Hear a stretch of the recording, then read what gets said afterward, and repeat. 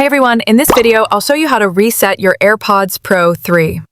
If they're giving you trouble, like not connecting, audio glitches, or battery drain, this reset will bring them back to factory settings. Let's get started. Step 1. Prepare your AirPods. First, put your AirPods back into their charging case, close the lid, and wait about 30 seconds. This helps clear any temporary glitches. Step 2. Forget device on iPhone or iPad. Now grab your iPhone or iPad. Go to Settings and Bluetooth. If your AirPods show up under My Devices, tap the little I button next to them, then select Forget this device. Tap again to confirm. If they're not listed, don't worry, just continue to the next step.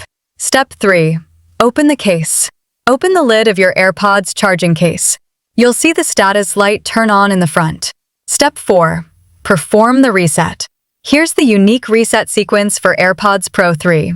Double-tap the front of the case while the status light is on, just below the light on front side of charging case. Double-tap again when the light flashes white. Double-tap a third time when the light flashes faster. Now watch closely. When the status light turns amber and then flashes white again, your AirPods have been reset.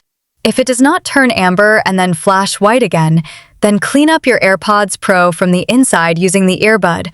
Roll it inside both holes and clean up the metal connector inside.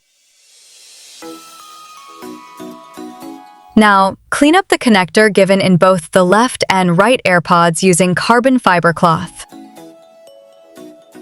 Step 5. Reconnect. At this point, just follow the steps on your iPhone or iPad screen to reconnect your AirPods as if they were brand new. And that's it. Your AirPods Pro 3 are fully reset.